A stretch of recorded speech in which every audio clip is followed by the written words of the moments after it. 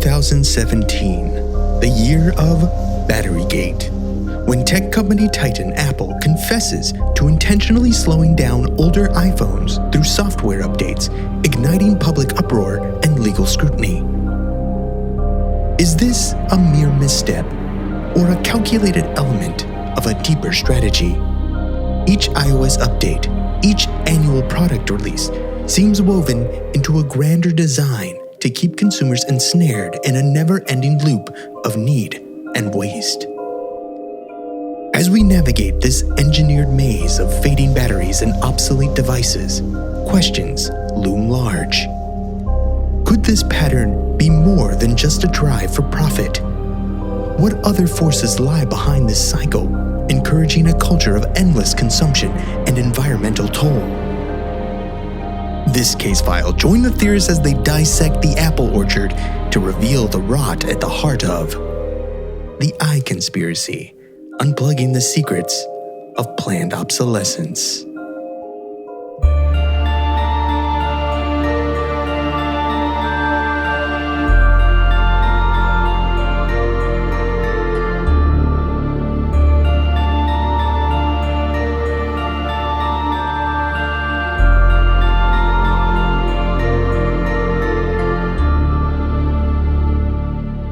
Welcome to Alien Theorists Theorizing Case File 290.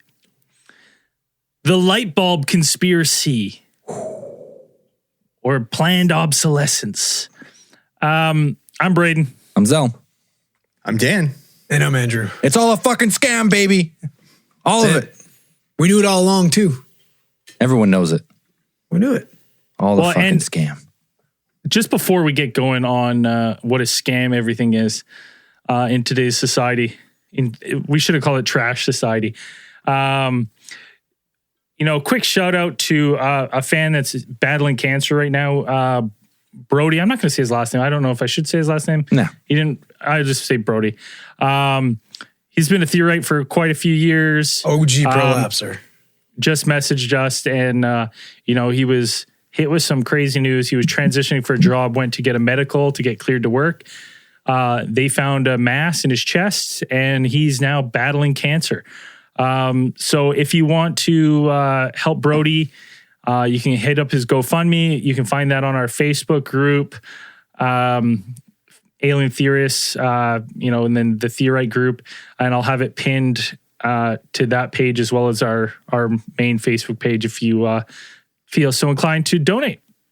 So in lieu of that, this episode of AATT is dedicated to Brody and his battle with cancer. Cheers, brother. So cheers. Pulling for you, brother. All right. Light bulb conspiracy.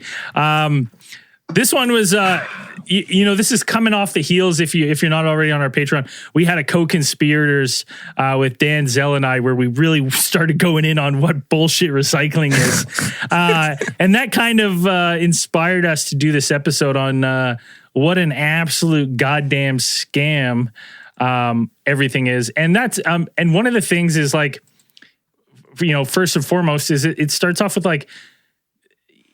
Can we just agree now there's got to be a cartel in everything? Like, you may not know about it, but there's a cartel for everything?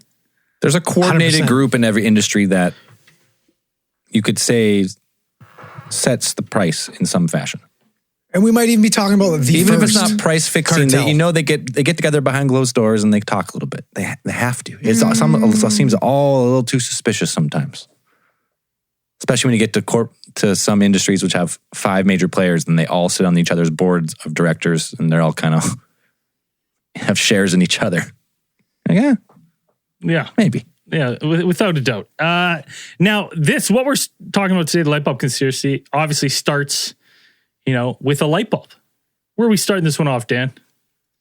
If you want to talk about the concept of planned obsolescence, like the actual concept doesn't really come into play until the 1930s, but kind of the earliest expression of this kind of idea of producing a product to last a certain amount of, to last a certain amount of time, less than what could is like the maximum possible that you could get out of a product. So there was, this starts with an actual kind of conspiracy, and you're talking about cartels. So we're kind of mentioning the Phoebus cartel. Some people might have heard about this, but the Phoebus cartel is cited as one of the earliest and pretty much like most obvious examples of planned obsolescence, even though the term hadn't really been coined yet. So in 1924, this cartel was formed by the major light bulb manufacturers, which were at the time, you had like General Electric, you had Osram, which I believe was a German, a German light bulb manufacturer, and then Philips.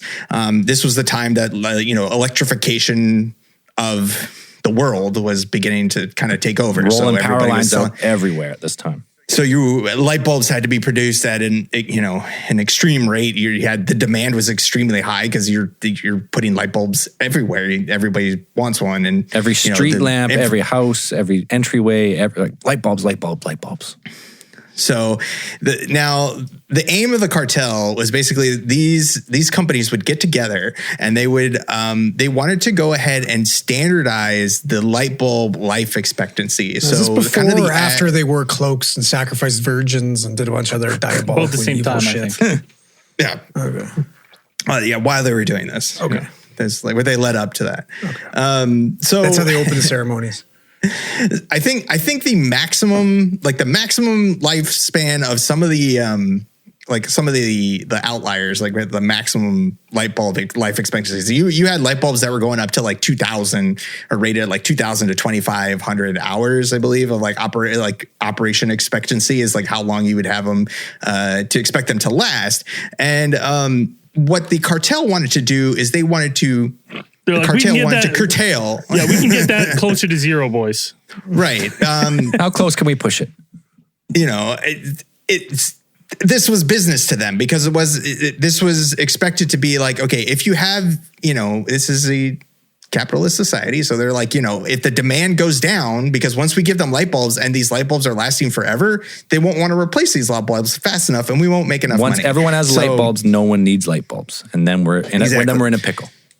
So this cartel got together, they got everyone together and they basically said, hey, like we're going to make all of the light bulbs last pretty much the same thing. If your light bulb doesn't last they formed a pretty serious operation going. Like they had a laboratory in Switzerland where they all got together and they basically everybody who wanted to join the cartel and everybody who was in the cartel they would regularly test their light bulbs. It was like the Boho Grove of light bulbs.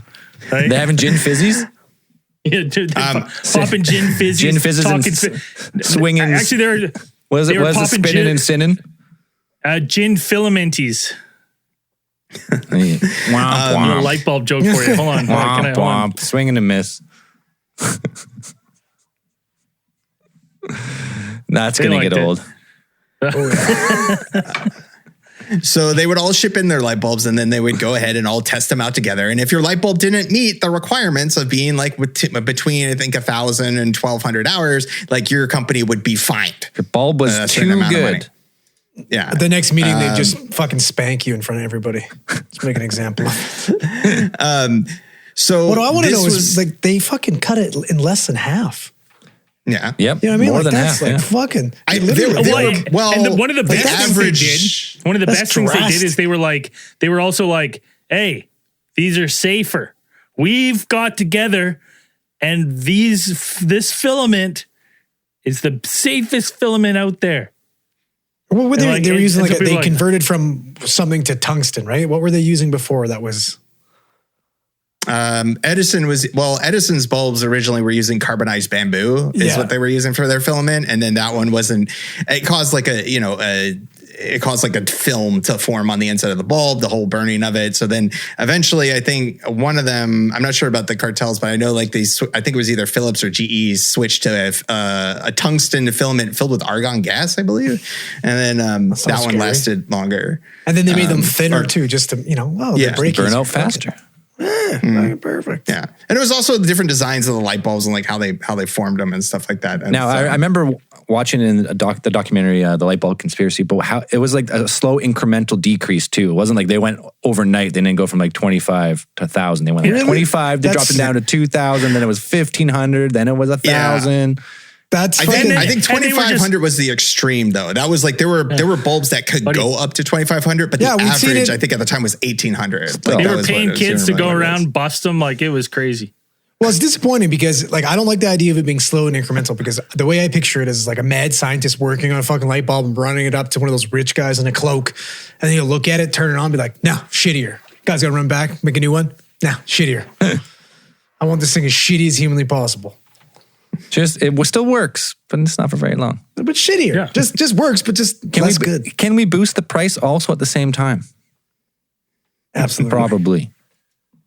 And you got to think like the underlying reason for this, like, because this is before the Great Depression, and we'll talk about in a little bit of how this was utilized to combat the Great Depression. But like this was strictly we can sell more light bulbs. Many more light bulbs. And then like the fucking gum cartel was like, God damn, we can do the same thing with flavor. Well, before we're going to talk about it, but before the Depression, there was like more of people would take pride in a product that would last longer. Longer, that you could use for longer, that you could they could resell at good value. It was like especially in America, like a pride thing. And in Europe at the time. Well, and instead of replacing, you would take it and repair it. Right? What it was. There was like, a repair culture, Yeah, like you'd want to fix it as opposed to trading it in for the newer, better, flashier thing, right? And the cartel eventually did break up. Like it did, I think even prior to the Great Depression, like it only lasted like for maybe like 8-10 years, I think. So you're saying a group of fucking sneaky, greedy assholes couldn't get along with each other for that long? Well, and that also they became the target of like antitrust lawsuits, and during in the U.S. at least, like they had a number of lawsuits leveled against them for doing this kind of stuff. Like it is as there would be. You would think. Once you would think. That was back when antitrust laws were still pretty, had teeth. Anyways, so that's what a lot of people agree is kind of the beginning of planned obsolescence, or the first kind of example of like a targeted, formation or effort by companies to kind of do something like that. So planned obsolescence, still after that, it hadn't become like an integral part of the like consumer culture of what the U.S. is now. There was still some time ramping up into that. And so like Braden mentioned, during the Great Depression, that's when the idea started to kind of take shape, because you specifically had like a kind of like a personality behind it to kind of push the actual idea. This person being one Bernard London, who was an American real estate broker. So in 1932, he distributed a number of pamphlets titled "Ending the Depression Through Planned Obsolescence." And he did was it's a good idea. Like it's a good idea when you look at it through that way. It's like they're in a fucking rut. And so they're like, well, hey, one way we could possibly do this is if we start making things not as good, or we limit these things to the certain lifespan, so that we can start encouraging consumers to buy and start growing and start like kickstarting the economy, right? Because this will produce jobs. Like in that theory, in that context, in that time, good idea. Makes sense. But then if you go back just a little bit, like we talked about, I think on the pre-hours here, like Henry Ford and his Model T. So Ford was the biggest automobile sales in the nation, in America. And they were building this Model T for years and years and years. And then General Motors comes along with a slightly stripped down Model T with a different paint job and looks a little different. And then they started introducing year after year models. And that was like just before the Great Depression. So that was like the initial Kickstarter of this. Like, hey, in 3 years, you're going to want a new car because it's got this new, it's got a new color. You can get it in green now, or red, or whatever the colors were. You can get it with a windshield, 2 inches taller, like these small incremental increases in the exact same car every 3 or 4 years. People are like, oh yeah. Then they'd sell it on secondhand, buy another one. And that ended up, it led to this Ford having to take part in that. They're like, okay, we don't make the Model T anymore. We're going to have to compete. We got to make new cars every year. And they went with the fucking Ford Ranger. Goddamn. So yeah, the idea or the concept of planned obsolescence hadn't taken, it wasn't fully formed yet, but you had the cultural shift beginning, at least in the United States and in other places, where it was now becoming the fact that things weren't tied to quality anymore. It's like, it wasn't like a mark of pride to own a certain, an item for a long time, being able to repair it and it lasting for a very long time. You wanted the newest and the best thing. Items and products started tying themselves to things like fashion, and you were being like, you want the coolest looking one, best color, new color, this one, whatever, like new type of lettering on the side, whatever, like that kind of thing started taking hold. And that, you had the Roaring 20s, like there was this, that whole like little, the decade of like everybody was like in excess, Great Gatsby shit, everyone was buying light bulbs and getting electricity to their homes, and it was a party. So it's like a consumer-based economy, right? Like everybody wants bigger and better. Let's buy, consume. Goods were relatively cheap compared to the average salary. Like anyone could afford most stuff. Like anyone could buy a car. I was like back in the Ford days, like Henry Ford was like, I want all my workers to be able to buy this car easily, and that was kind of like all products. Yeah, and it wasn't like owning things or buying new products wasn't like a necessity. It was more like an expression of your social and economic status is what it became tied to. So people were buying like you own more stuff. It still is. Same shit today. But that's where this is where it started to kind of take that form, and then just kind of grew out from there. So there are plenty of examples of planned obsolescence being put into things, and kind of not necessarily to the extent of the Phoebus cartel, but you have one of the other earlier examples is you have the development of nylon by DuPont, and everybody knows DuPont and their shady fucks just. Always like there's probably like 100 things we could talk about. Guys love wrestling. Yeah. Is that the same DuPont? Yeah, it's the fucking Foxcatcher dude. He's a DuPont. So DuPont introduced nylon, which was the world's first synthetic fiber in 1935, and it became pretty much an integral part of a number of different products, from everything from like toothbrushes to parachutes. But the most exciting thing back then was that they were using it to make women's stockings. Pantyhose. That is what they were pushing on it. They were being like, this is the greatest thing ever, and cover up those hairy legs. DuPont pantyhose. Yeah. Just throw on a pair of DuPont pantyhose and you're ready for a good night out. So the designs for nylon stockings were first released in 1939 in the United States, and they were a huge hit, and everybody we got to get behind this, and everybody was buying them. So the ones that DuPont were producing were advertised as offering a combination of both durability, elasticity, and affordability that whereas you couldn't compete with rayon stockings at the time, was the other direct competitor, but they weren't even close to as good as the nylon ones were. They have plenty of like old advertisements. You can go towing your car with the DuPont stockings and stuff like that. They'll never run, is what they were. I love the fact that used to be an ad, because I'll be like, you'd be lucky to fucking drag an egg with one of those things now without fucking tearing them. I can't even get my leg in one. Gone up 2 sizes.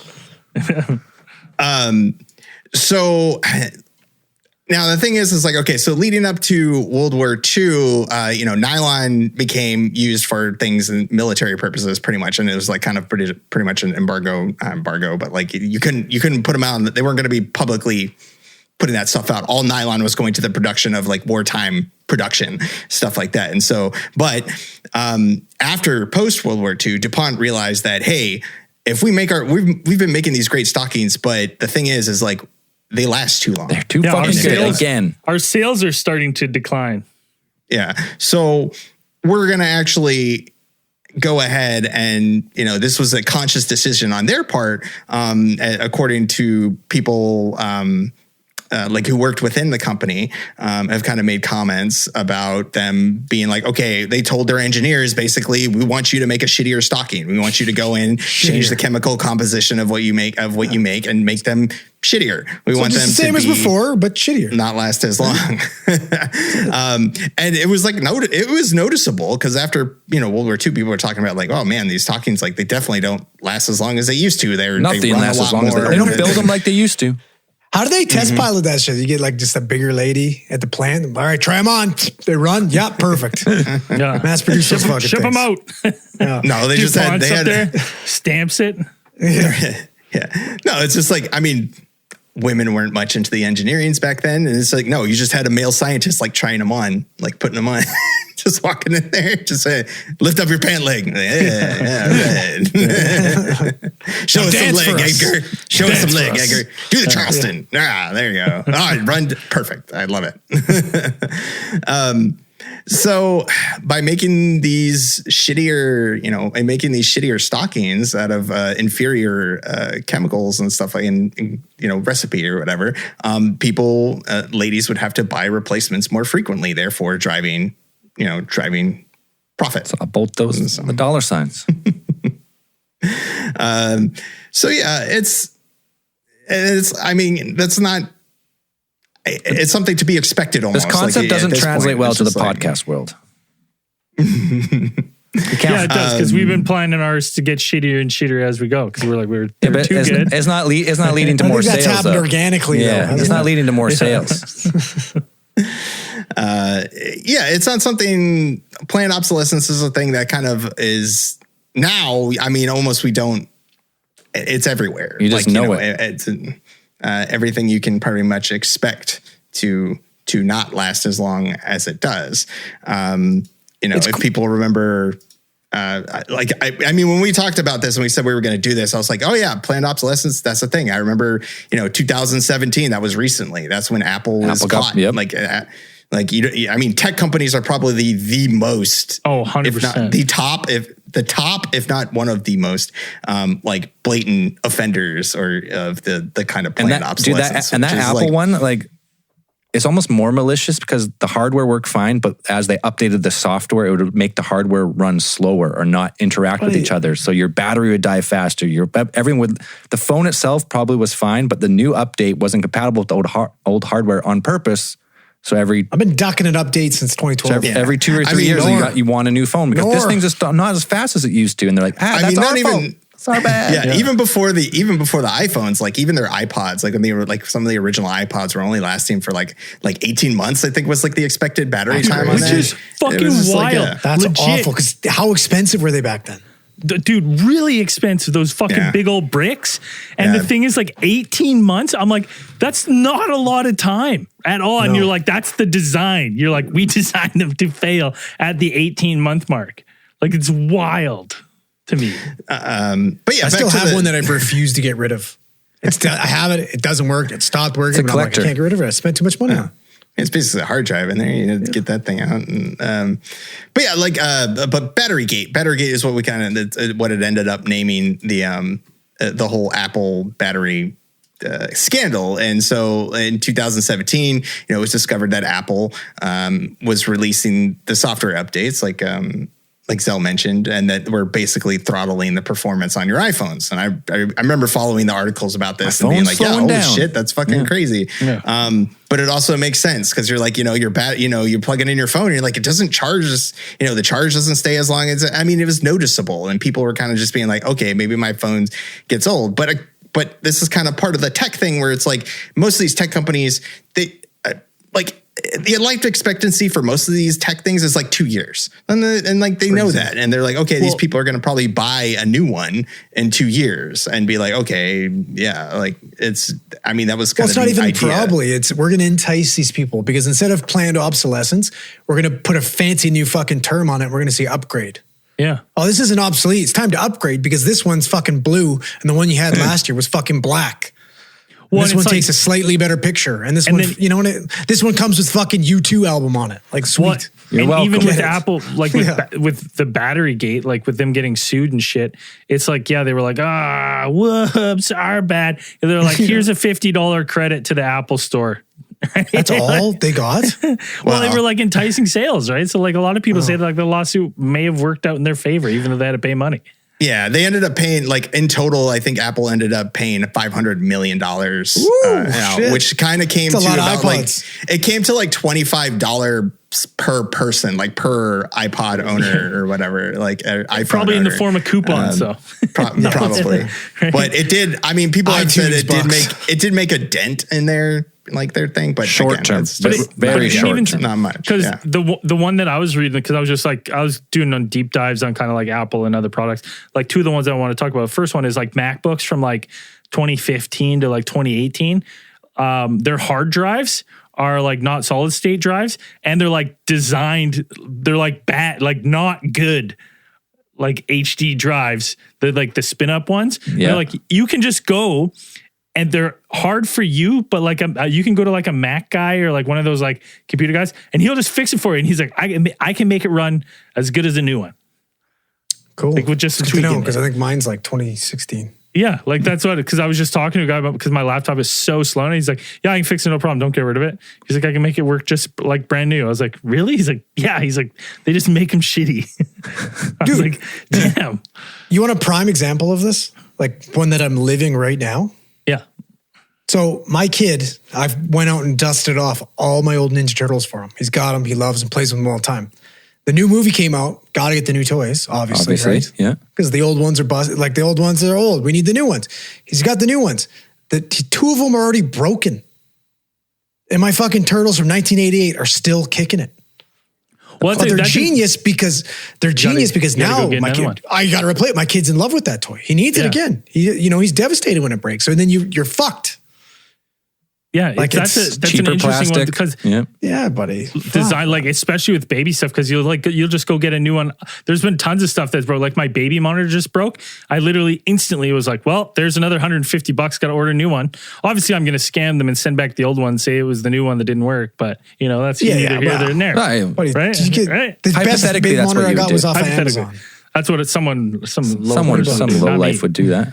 Not me. The other one, people might remember this viral one from years and years ago. And when I read into it, I was like, it sparked a memory. I was like, oh shit, I remember that. And that was phone blocks. If everyone remembers like 2012, 2013, there was a company starting that had a concept idea for phone blocks. And what it was because blocks? It was called a modular phone. And how it worked was because at the time, cell phones were like, I think, leading the charge or like quickly outpacing every other electronic for ending up in the like electronic recycling. So the idea was to cut down on that electronic waste. So what they had was like everyone, you would have like an iPhone looking like basically it'd be like your computer box. And then you would have plug-in blocks that you can plug in. So everyone can customize your phone any which way. So if you're really like photos, like getting the fucking thing on your Game Boy. Little picture, print out a picture like that. Yeah, exactly. So you can plug in, you can like plug in what blocks you want. So if it's like you like to plug games, you could, have the controller adapters and plug in a faster processor or a better video card for a bigger screen. And then like if you like the camera, it was called phone blocks. What year was this though? 2012, 2013. 10 years ago. Right? So, and you like you wanted a good camera, you would buy so it's like, you could buy a base phone for, however much, and then just upgrade pieces to it if you wanted. It was a PC in your pocket. Yeah. The idea was that would cut out on just throwing away an entire phone and being like, I need an entire new phone. It was trying to cut down on that waste. Well, Google bought that. And for 2 years, they're like, this is great. We're doing it. We're running it. This is going to be the next big thing. And then they just quietly didn't tell anyone and just fucking terminated that program. Just never ran it anymore. Just buried it. Right. And like even there's a company, what's it called here? I had the name, onearmy.earth. And they're like, yeah, remember phone blocks? And they kind of go through the mission statement of phone blocks. Like gets acquired by Google and Google does absolutely nothing. Right. And just like killed it. And like the reason they killed it is because like, it's not as profitable, right? You're not selling, You know what I mean? Like, it's not as profitable than to just sell someone an entire new $1,000 phone. Keep selling in 2 new years. attachments. Be like, well, that attachment's fucking old and shitty. You need the new one. I wanted one so bad. Me too. I remember that seeing was the concept. That was pretty. I don't even remember that shit. There's no reason that wouldn't have worked. Maybe back then but now we're 10 years later. If they would have kept with it, it would have been perfect. You could have had an awesome phone, like something that looked just like a Galaxy or an iPhone. Pop off the back, upgrade this every couple of years. It'd been amazing. But now everything just sits in your case. Yeah. But then on that same topic though, how much more would you pay for a phone like that? Baseline. Like, okay, this phone's going to last me for 10, 15 years. I can upgrade it. Would you pay a lot more? Would you pay initially? Like say the base phone with the back was like $2,000 to start. But that phone's going to save you $10,000 over 10 years. But most people buy their phones through, like, you rent your phone pretty much, right? Yeah. You pay $5 or $10 a month and you get a brand new phone every year or two. You toss it back in. Like, what model? That's like how much more would you, to make it profitable, how much more would that phone have to be initially? I don't know. I'm not sure. Sure wasn't buying that in 2012. I'll tell you that much. Yeah. No, you're renting the phone every month. Oh yeah. But it's frustrating when you see these things. Then I'm calling fucking Rogers and Telus and lying, telling them I'm canceling my plan so they send me a new phone. Dude, it just makes you wonder, like, how many great ideas are out there that no one's heard of yet because investors and stuff look at them, they run the numbers, are like, it's too good. No, it's not. Like, how much better stuff could be. Who would have thought that? Or they get acquired just like that by a big company comes in, right? A big company swoops in and is like, we love this idea. We're going to make your dreams come true, right? Come on with us.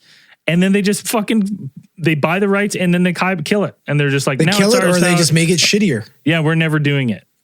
Yeah. I mean, it happens. We just watched it happen. Like, how many of those are just sitting out there? How many battery patents? How many of these other things are like, oh yeah, hey, electric cars are going to be a great idea. You have a battery that can run for how long? 100,000 hours. Well, can we bring that down to like 10,000, 20,000? Well, you know, and these nothing happens to these motherfuckers until they get caught with their pants down.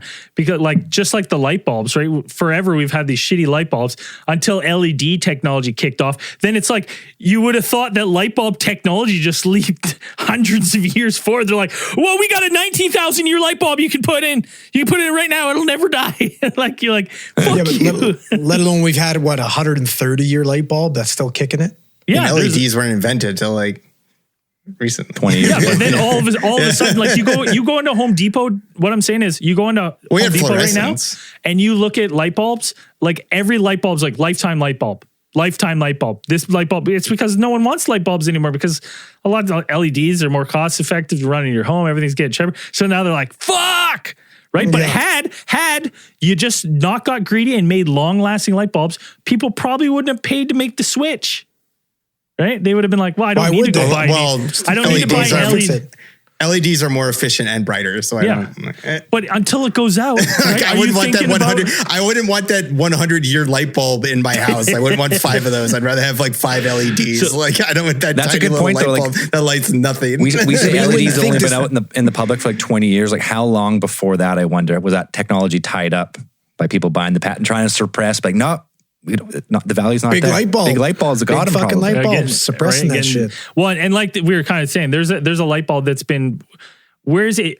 Irving, California? Liverworth Fire Department. Yeah, California. It's been burning for 130 years. They actually had like a 100th birthday celebration for it. Oh, wait, they sang happy birthday to it. It's the they fucking like the whole town comes. There's a 24/7 live stream of it, and the light bulbs lasted. It's outlasted 2 webcams. Stupid. Right. And here's the thing. It's like, the funniest thing to me is like, it's painted like, when you watch this and you're like, people are like, happy birthday light bulb. Wow. 100 years. And it's like, it's painted as if this is some sort of fucking miracle and not that we're being gouged with every other fucking light bulb you've ever seen die. You're like, well, they just didn't change this one to the shitty bulbs when they all made their fucking pact with the devil. Well, and the cool thing was about that one, if you want to know more, it's in the documentaries, The Light Bulb Conspiracy, is there was a certain light bulb builder who had a special like special blend of his own herbs and spices for his filament that no one else knew. So, and this guy had created. He died with it. He died with it. He didn't pass it on. No one could figure out how this filament was made. And that's the famous one, but I guess if you look around, there is more of those that are out there around, but not very many.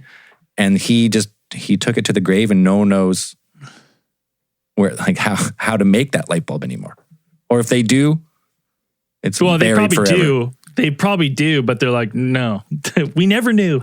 Well, now I bet you. Well, it also wouldn't be pointless. Well, I mean, except for posterity. No, here it is. Like, okay, here's it. You bring that now. You're like, now you say because it's kind of retro, that type of bulb. Now you bring that back as like a artisan light bulb, like old school. Unlimited. Throw it into hipster bars. Lifetime warranty on the filament. Your craft breweries can all light their brushed steel countertops. Well, I think that's part of the legislation when you open a brewery, microbrewery. I think it's part of like every legislation in North America. You have to have old Edison light bulbs for the aesthetic. I think so. Yeah, I heard you get a tax credit actually if you do like anything pre-1930, you get a tax credit. Anything to fuck big LED, eh? Yeah. Big Bulb's still got a couple of tricks up their sleeve. We'll give you a subsidy to use our shittier bulbs that are less cost effective or more cost effective. All right, just before we talk about a few other things about planned obsolescence, we're going to take a break, grab a beer, and we're going to be right back. We're back. Everyone watching the live stream tonight got a peek behind the break because we can't. You guys didn't actually go anywhere. Wait, I knew it. You lied. You lied to us. Bunch of phonies. Now I bet you. Now you want to go the other way. We're gonna be complaining about that. No, we did breaks. We got beer. We got another break. We did stuff. Got a bubbly. That's all I had. My AC. Better turn that shit off, bitch. So the thing with planned obsolescence is like, you could say it's conspiracy, you could say, these things happen, but it's kind of collusion, difficult. Dude. It's collusion. Well, it's kind of difficult. It's difficult for people for companies to produce products when the environment punishes you, the market punishes you for making a product that is too good. And so there's like the prime example is like, there's one this year, 2023 in the summer.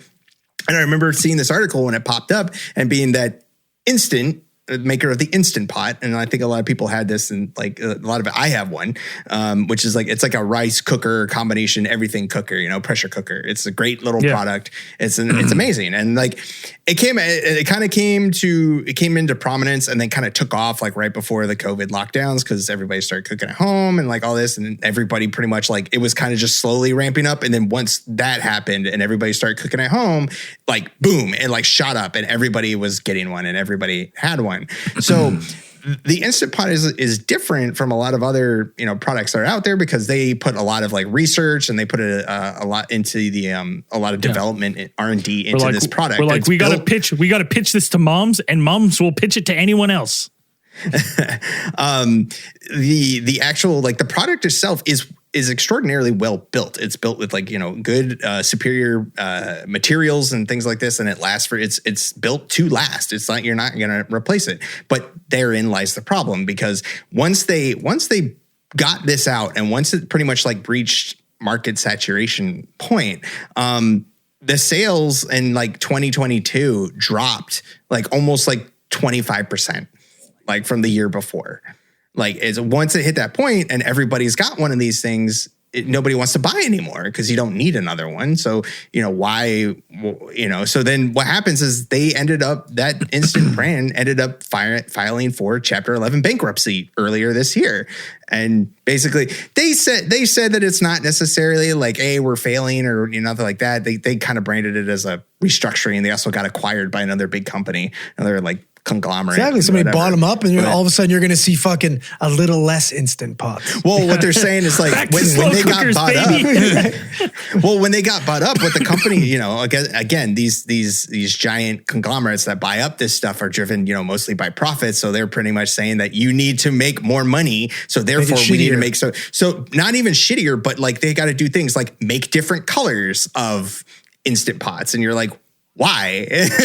You're like, I need a red one. You know, I need the pink one. Days of the week. I need the limited edition Hello Kitty version of the Instant Pot. And you're like, what? That's my aesthetic.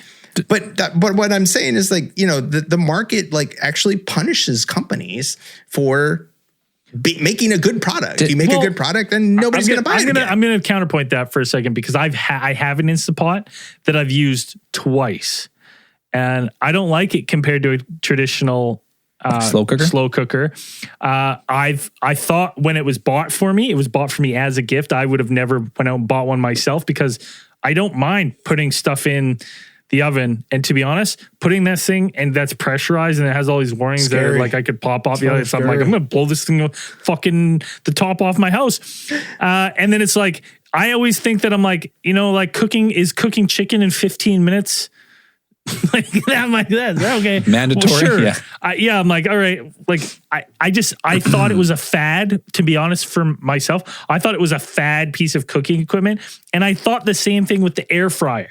And now the air fryer I use all the fucking time. You could be more wrong. Yeah, air fryer is in. I'm like, I want an oven-sized one. Well, that's the funny thing that you say that is that air fryer is just a mini convection oven. That's it. That's the only there's no difference. If you have a convection oven with an element and a fan that circles, it's just a giant air fryer. And everyone's like, I got an air fryer and also got an oven. What? Yeah, dude. You've been telling me I'm duped and I could be just doing this stuff in my big oven? Air fryer is a fucking genius marketing thing where like, it's an air fryer. It's just an element with a fan and it just cooks your food fast. And the fan's just on top. And it just sucks it up. It's mostly a fan. And if you have a convection oven, you set it to convection bake, you hear the fan spin. It's just a giant fucking... Toaster ovens have convection setting too. Like toaster ovens have convection settings. It's just the same thing. Convection oven is not fancy. No, it's just a fan in your oven. It's not... Yeah. It might cost. It just moves the air out. It might cost if you're going to buy a brand new one. It might cost like a little bit more, but it's not like one of those fancy like quick boils or like the other fancy stuff you can get. Dude. Yeah, dude, it's just corporate motherfuckers. The fucking. Well, it's also probably marketed to people who like don't have one. So it's like people who live in small apartments and things like that. They might not have. 95% of people have a fucking oven, and a lot of people have convection ovens now. And they're like, I just got a great 95%. Sure, I'm just saying, like everyone that I know has an oven. Most people probably have convection, even if they don't even know they have convection oven. They live in apartment buildings. People have ovens in apartment buildings, yeah. A lot of people don't have apartment. Everyone I've ever worked in always has an oven. Yeah. Every single one. I'm going to say... Have you worked in one in the United States? I'm saying I can only go with my local ones. No, okay. I'm sure some of them have just like a cooktop and they don't know of an oven, but it's very few. Anyways, yeah, there you go. Giant air fryer is a convection oven. So hold on, Zell's not wrong. 90% of households worldwide have an oven appliance. But with like a convection thing on the bottom? No, that probably includes like toaster ovens or like small ones. Just a regular oven. Yeah. Like I got a regular, but I mean, my oven's really old. Mine's got one of those little dragons that live in the bottom, like the Flintstones. It just blows flames on it. So I don't think it's going to air fry nothing. Anyways, that's it. That was just a little tangent because people, I thought it was funny when people were like, I got an air fryer. I get the convenience of an Instant Pot too, but I was in the same boat as Braden. But I was all excited for it, but I'm too scared to use it. It's scary. I saw all the warnings on it. I use mine for rice all the time. But I'll be 100%. I have an air fryer that I got for Christmas that I use, and I also have a convection oven, which I also use. I just have two. I use them both. Sometimes at the same time. Hey, listen, why don't you put your air fryer in your convection oven and then it's double it up. Okay, double it. Cut that right time. Good. Yeah, like good thinking, boys. Buddy, you're about to be bought up by big oven. You guys are scared to use a pressure cooker, but you're like, I'm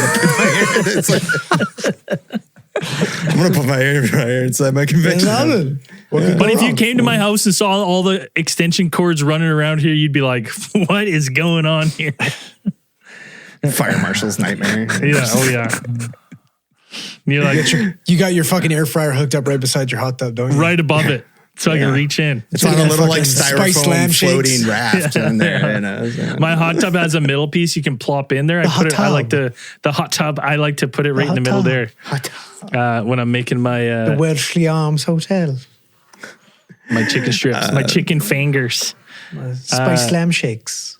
So one thing about.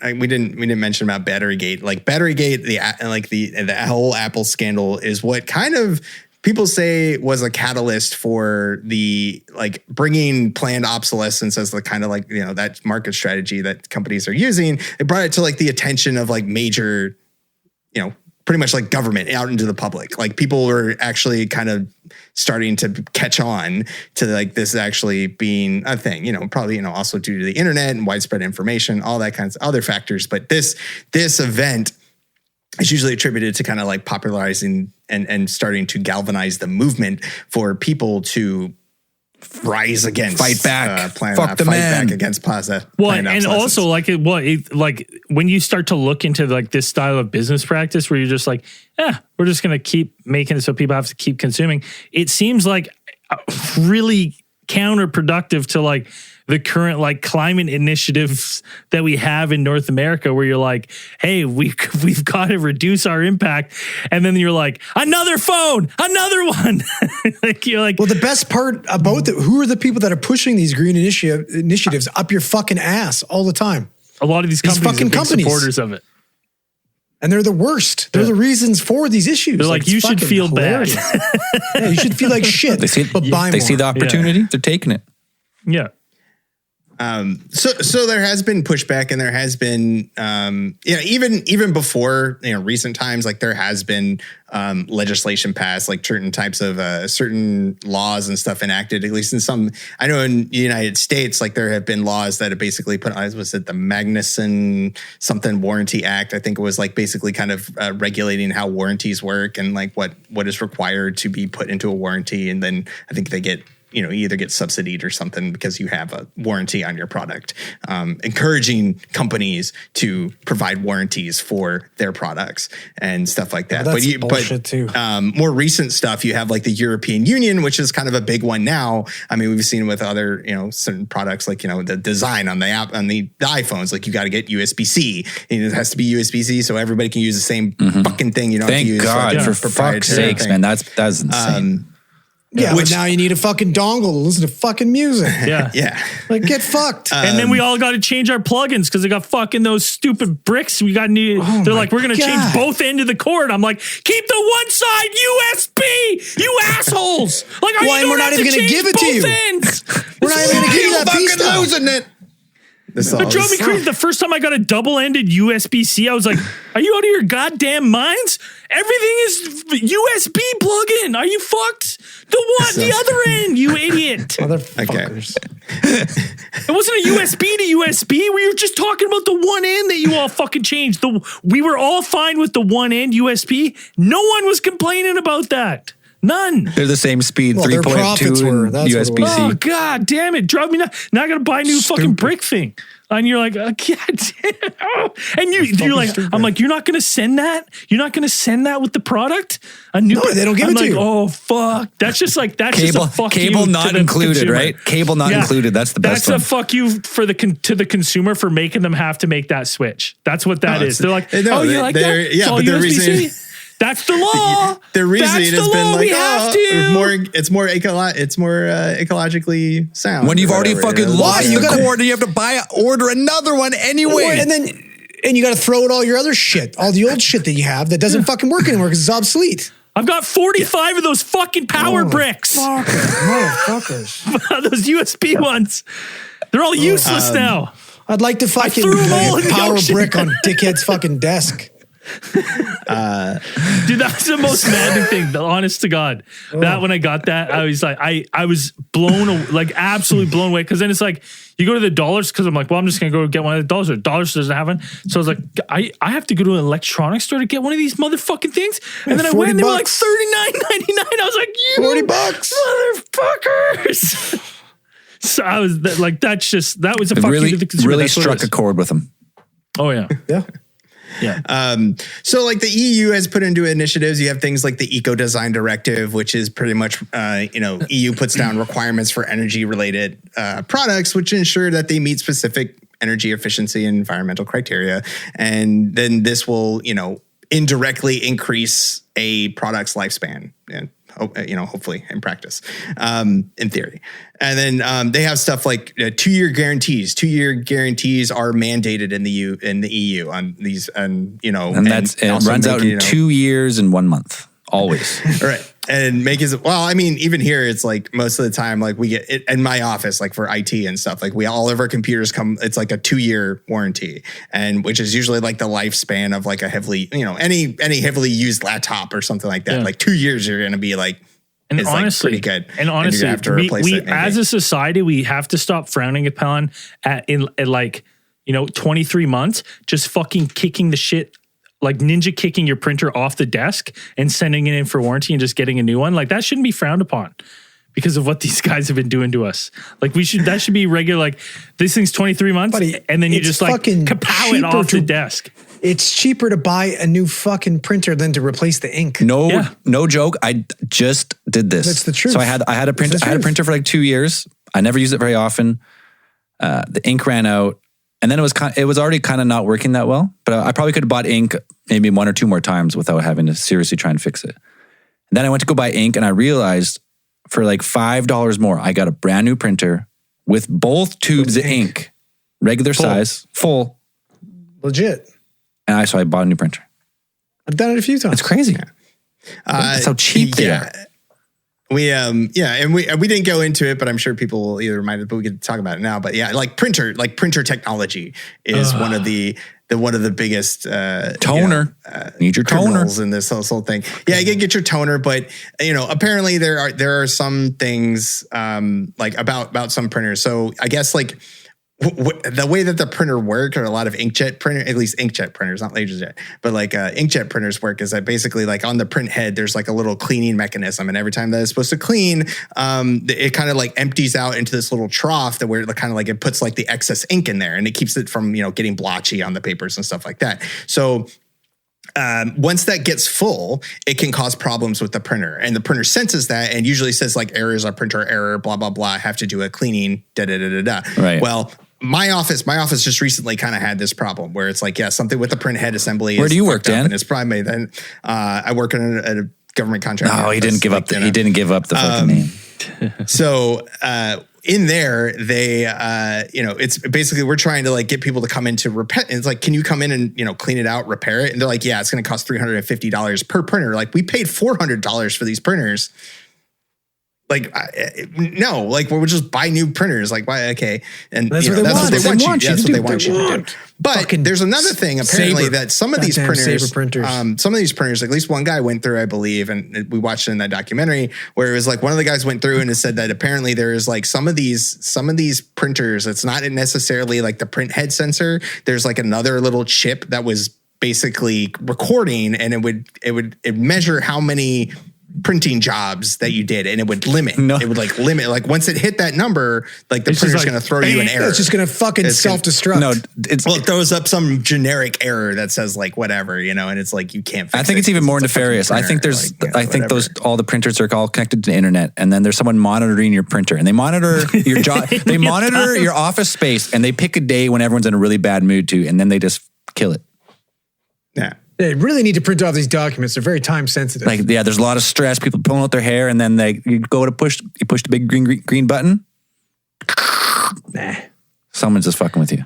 It's honestly like, yeah. How do I get that job? That would be a great job, wouldn't it? Be so satisfying to do that. Like the fact that there's a chip, they have basically like a failed chip that's just like its only job is to make the printer fail for no reason other than to just trick the printer. It tricks the printer into thinking it's failed, and it hasn't. And you just pop out that chip, your printer works fine. It's like that. The fact that is okay, and you're just like, yeah, it's fine, no big deal. It's business, baby. Got to keep that economy moving. Yeah, so I mean, you have other things, like you have other countries, like within the EU, like specifically, you have France, which has like they have apparently an anti-obsolescence law, and so France has made this planned obsolescence. They've made it illegal. That's because the French people would probably kill people at the business if they found they will riot and destroy you. They don't fuck around. They don't fuck around. For them, like if they find, I'm sure it's probably kind of difficult to kind of like prove it in court, like for planned obsolescence. Like it is probably a little bit difficult to do that. But if a company is found to be practicing planned obsolescence, then they are subject to fines and even jail time for executives, like according to the French law. Also, France has a repairability index, which apparently, a recent French law requires that electronic devices, which this includes smartphones, this includes laptops, have to come with a repairability score, which encourages manufacturers to create products that are easier to repair. And this kind of goes right into the idea of the right to repair laws, which people are fighting for. I think a lot of people probably remember like the John Deere thing, where essentially farmers had to fight, at least in the United States, they had to fight for the right to repair their own equipment, because insane. John Deere, apparently like the more recent models of John Deere tractors would come in, and if I'm remembering this correctly, there's some kind of like software which would kind of like lock up, and you had to get regular software patches or whatever to make sure and essentially you had to pay for it. And so they would like lock up your thing, and so fucking paid for. And like there was a whole thing where they were getting they were getting like software from like Eastern Europe or something to like get to like basically you had to jailbreak your tractor. You had to jailbreak your fucking combine to get it working. Hearing that kind of shit makes me think that like we're moving dangerously close to a society where it's like you can't buy a John Deere tractor. You can like rent month to month, right, on the subscription service, the John Deere subscription service. And that's what they were trying to do, but they won that lawsuit. The farmers won that lawsuit to fix it. And it's like, but if they don't make new equipment, they don't make new equipment though. That is legitimate. Like we're basically transitioning to a fucking usership versus ownership fucking mentality. And we're slowly shifting to a subscription-based economy. Well, it's crazy. Like we're looking at stuff like you say that, like the tractors. There's like with Volkswagen right now, you purchase a Volkswagen. Okay, you own it. It's yours. It's brand new. And then they give you an option to subscribe to unlock a higher acceleration for your vehicle that certain features, own. Yeah. You own that. This is your car, and they are hindering the performance of it unless you decide to subscribe to their fucking service. The car has the ability to do these things already. It's not something they have to install. And I bet it's illegal. It's just something they have to like flip to a jailbreak it. Like if someone jailbreak it, I bet that it's illegal. And probably voids your warranty, or whatever. Dude, I'm telling you, like we're going from planned obsolescence to a fucking subscription-based economy. Well, and it's funny because if we're on the way there, I 100% agree. But it's funny to see that flip, because all of a sudden these things that don't last will last forever, because companies will be like, we can now make it once and replace the income that we were doing from the obsolescence, the planned obsolescence, into just subscription base. Like there's our income rolling in.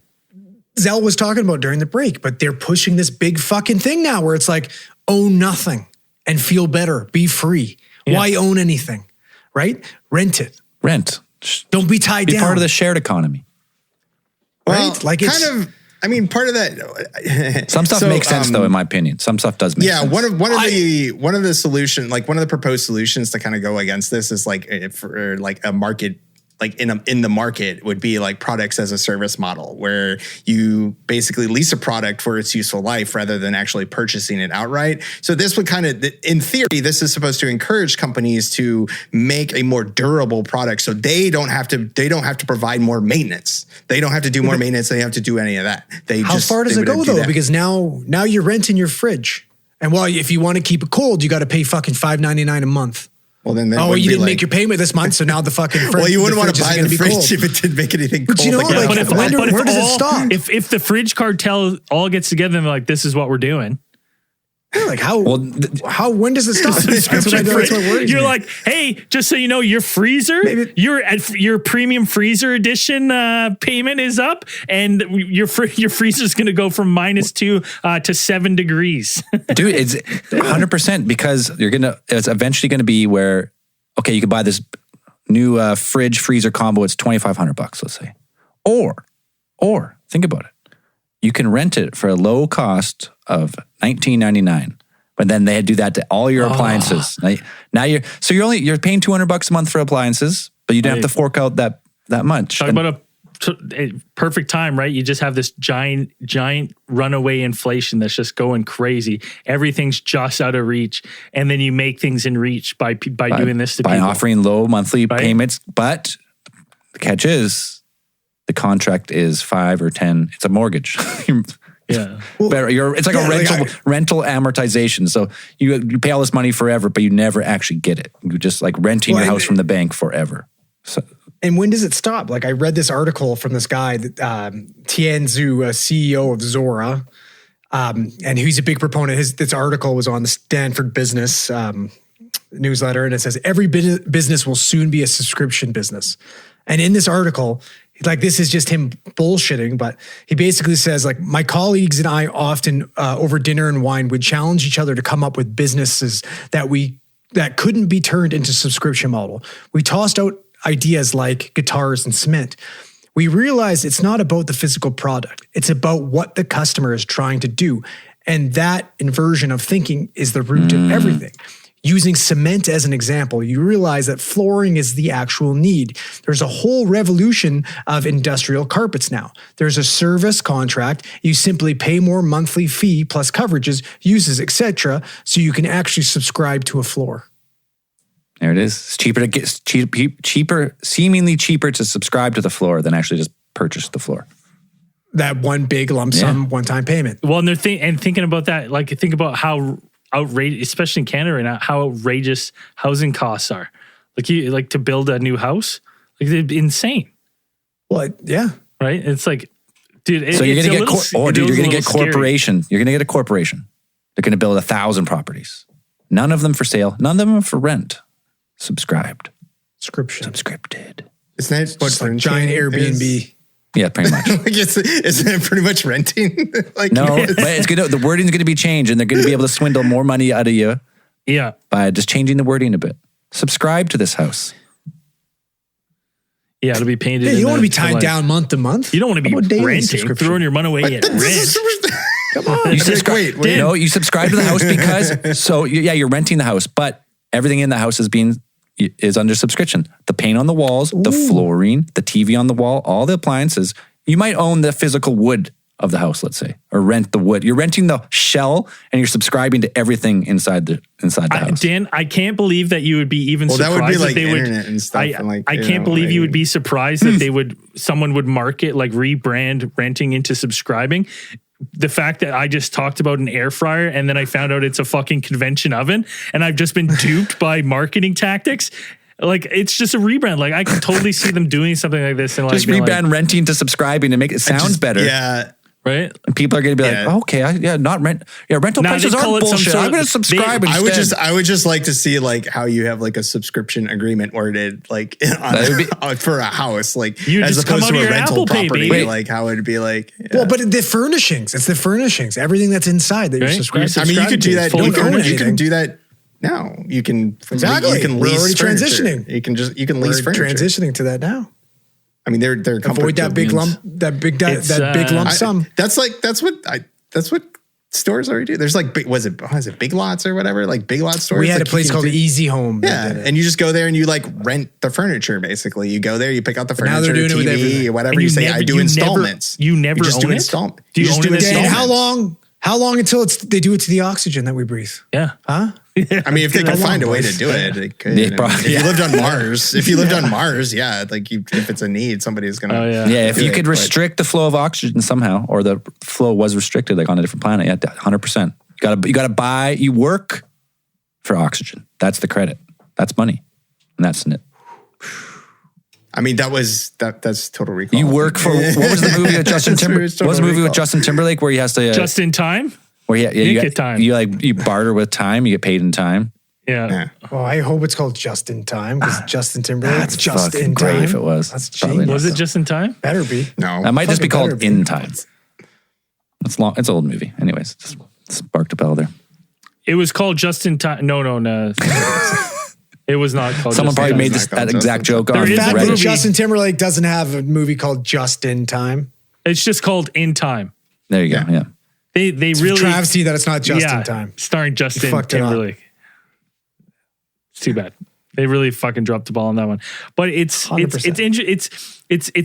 was very frustrating to me to like watch this documentary, and then we had that talk about recycling, and then you see that like, you know, there's this, we're throwing this stuff away by design. Like that's how it's designed.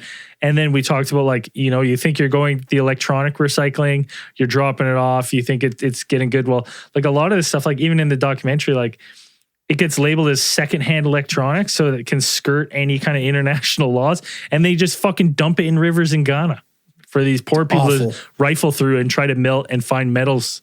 Right. And it's just like, as far as if the stuff that they don't find metal for, you know what they do with it? Burn it. They fucking burn it. They just have burn piles of plastic going. Like it's just wild to me that and you know, we have this fucking wool over our eyes here that we're doing anything good by recycling, doing anything. I don't believe your cardboard is getting shredded. Yeah. For the most part. Yeah, okay. Cardboard good. Any of my plastics are doing nothing. Any electronic you recycle has ended up in the river in Ghana. We talked about on Co-Conspirators, it's we pay to ship our recycling overseas. So massive carbon cost to ship that fucking tanker full of our recycling. It gets over there, they dump it in the ocean anyway, and ends up in the garbage patch. And then, because we're such good people, we can now take a giant ship over again, burn all that carbon to go collect it out of the ocean, then shred it up, make it into sunglasses or whatever else, which people buy, throw away again, and then they are shipped back across. It's an never-ending cycle of shipping plastic around. Further, I didn't realize that a lot of these small communities that are in the middle of nowhere, like hard to get to, there's a place in Tassus. It's like a logging road, like hard to get to. Well, these communities that don't have like recycling plants and stuff, like the province subsidizes like recycling trucks to drive there on a weekly basis and pick up their recycling. And the cost to get the truck out there is, you know, $1,500 to $2,000. And sometimes they're only picking up a couple $100 worth of recycling. Right? Because we got to recycle. We got to do it. Right? And meanwhile, I sat and listened to stories about how like old forestry camps would just fucking bury all the equipment. They just dig a big hole because they didn't want to truck any of it out, and they would just bury the equipment. So you know, somewhere on Vancouver Island, there's just a landfill full of old cat machinery buried. And then the last one, they just fucking put a brick on the gas pedal and drove it into the ocean. See you later. Nice. They wiped their hands. See you later. Yeah, we're done. It's wild. Throttle got stuck. I don't know what happened. Yeah. Make sure to return your pop cans. I mean, pop cans do get recycled. That's like one thing that actually does. But anything plastic is like low scam, percentage of scam. On-continent recycling. Low. I think back to when I lived in Vancouver and I had to organize my recycling in 9 different bags. I was like, now I'm like, how about you just throw it in with the trash? Because that's what it ends up as. Like, it's unbelievable. It was unbelievable to me. Now thinking back at the ridiculousness. We can do better. There's technology out there. It's just it's costly, too prohibitive cost-wise to recycle on. And our current society in this way we consume and the planned obsolescence, there is nothing we are doing that's offsetting the waste that we create in just consuming in this society. It's not like the only way to get out of that would be have to, you know, to move to some model where you can either convince companies to make stuff that lasts for a fucking long time. Subscription. Good luck with that. Or they make stuff that lasts and then they own it. And so you just are paying them all the time for its use. That's what I can see. Depressing. But I could see with cars and stuff, like I could see a model working with cars because I could see a future where no one drives. Like we don't drive. It's just all self-driving. I could see that future where it's all self-driving cars. So no one owns a car. You just Uber on your app or whatever and a car picks you up. And you choose what kind of cars picks you up. Yeah, that. Like just like Minority Report. I can see it with Tom Cruise just getting out the car. There's some things that make total sense. But that's the thing is, where does that line of like, this makes sense and where it would be exploited by corporations, right? Because we've talked about it before, like corporations, it's a lot of times these corporations, it's like it's run by a bunch of people who don't think that way, and it's just like you just got to feed the fucking corporation nonstop. It has to it's grow. not like it's not even like the people. It's like the corporation takes on its own thing. It's its own thing. It's like corporations are technically people. Entities. They're entities. So it's like they do what they do, and it's for me almost it's hard to kind of be like, okay, blame the corporation, but I'm like, it's the beast. Like it was created to do what it does. And how can you blame a corporation specifically? How can you blame a dog for doing what a dog does? Exactly. It's Like, the law you is can there blame the for owner. it. You can try and blame the owner, but like the dog's going to dog. Well, when they're going to do sneaky fucking cartel deals, you can blame them. Yeah, and that's why. And you have when to. You allow special interests and them to lobby governments to change policy so they can get away with more. I mean, there's like 100 things that people can do. Like specifically, like if you want to take part in what do you want to do, it directly, like for just a single individual person, informed consumption, take a little more effort into what you're doing and be more conscious of the choices of the things that you're buying, stuff like that. And, even find, stupid ways if you want to like, printer stuff, you can find software patches and you want to crack your stuff. You could do that. And, that's something you could do directly. Otherwise, honestly, it's like it comes down to like legislation. Like this stuff has to like we have to put people in positions that are going to put teeth on things like planned obsolescence laws and these things and right to repair and going to be like, look, you corporations are fucking us. We're going to fuck you. Honestly, though, like when you're going and buying a new electronic, like I used to think this way and like, you'd hear like, I remember I was early adopter of like an LG TV and I loved it. I had that TV. That TV never fucking died. I chose to get rid of it. It never died. And I have an LG in here that's very similar from that same era and it's never died. And I was like, I'll get another LG. And then when I was kind of looking into new TVs, people were like, LGs have gone downhill. They a lot of issues. They break in a couple of years. And I was like, now that I'm thinking back to that, I'm like, I think if I was to go buy a new TV, before I'd walk into electronics and I'd be like, what the hell is this? Like Ivatech. I've never heard of this before. I'm not buying that TV. I think I might give that cheap TV that I've never heard of a try because they probably are making a decent product because they want you to go, hey, this product's awesome. And they want you to tell people so that other people buy it. And then they can start fucking making their shit obsolete. Right. But if you buy a new product from like a new tech company and then you're like, it worked for 6 months, it sucks. Like that's going to hurt them. Right. So like, they obviously don't want that to happen. So like, I'm just saying, just buy the fucking no name stuff that you don't know from now on. Well, it's all going to fucking break down anyway. So save yourself some money. Yeah. Save yourself some money. Everything eventually breaks down. It's bullshit. It's bullshit, man. We should have never had to change a light bulb ever. Yeah. This would be crazy. That's how, because that was really that's inconvenient. How technology works. That's how technology works. Any last comments before we wrap this one up? No, I mean, I go all day about every product in here that I fucking I don't know. Check the news for stuff like this. Like if your state is like supporting right to repair laws and things like that, I would say check with that local government starts there. You know what? When you're, you know what doesn't die though? It lasts for a long time. You treat it right. Mothman. A nice guitar. I've had my guitar for 20 years now. Fucking thing's still rolling. Yeah. Yeah, but guitars are doing subscription services now. I would subscribe to a Gibson 339 custom shop, 100%. There you go. Yeah, so if there's way in, if you buy something that breaks right away, there might be, depending what country you're on, before you just get rid of it, there may be annoying ways that you can, try to get your money back from these companies. I know in Canada, you can sue. You can sue. We have a law that is, it's basically, I can't remember the name of it, but I've seen it. I've seen it done a couple of times. You can look it up, Canada warranty law or something. But it's like basically when you buy a product, you have a reasonable expectation that this product is going to work. And if you can prove that that your product died in an unreasonable time comparative to the product's lifetime, they will just have to pay you. And a lot of times, if you go through the first initial steps, as long as it takes, I've heard stories of people just getting their money back. No questions asked. Like most companies don't even want to bother with it. They're just like, yeah. Sure. Yeah. Fine. But sometimes you if you're calling those lines, you're upping it to the management, they're all told to say no. You know what I mean? Like, I'm going to talk to her. Yeah, got to talk to the manager. Yeah. So, anyways, before we, who is the theorist of the week, Andrew? Ooh, I'll put it in the group right now so we can share it. It's pretty great. I don't think you're only going to get this reference if you listen to the last D&D. Oh, yeah. So if you haven't listened to it, fucking get after it, boys. Because it's good. Where is it? There it is. It's in the group, and it's amazing. I've seen this one, actually. It's made me, it's so good. This guy's, he's a repeat offender, by the way. He's won it a couple times. I don't care, but this is hilarious. Oh, yeah, you're going to make me bleed.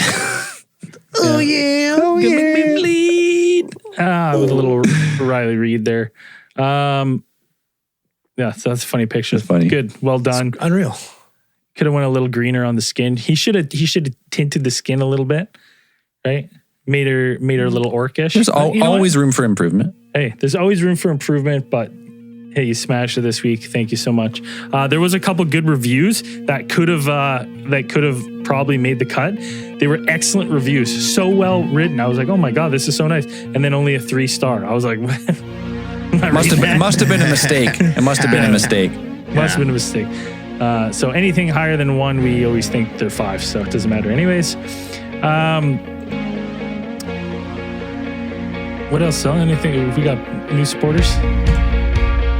You gotta know by now. If you want to support the show, support your boys, your favorite podcast, early access, ad-free, all the other bonus stuff, you gotta go to alientheorist.com. You gotta hit the support tab, sign up on Patreon or Supercast, get your custom classified feed, and then we butcher your names live. Live on the podcast. This month's new supporters, we have Snatch Crotch Hunter 69. Nice. Jose Galeana, Kashawan. Wait, I gotta pre-read this one. Kashawin Mouse. Sounds alright. I just thought it was a trick name. Sometimes. Sassy the Squatch, Elliot, Split Hair Chavez. That's it for this week. Thank you very much for supporting the show. Woo! And as we always say at the end of these things, keep those eyes on the skies. See you after.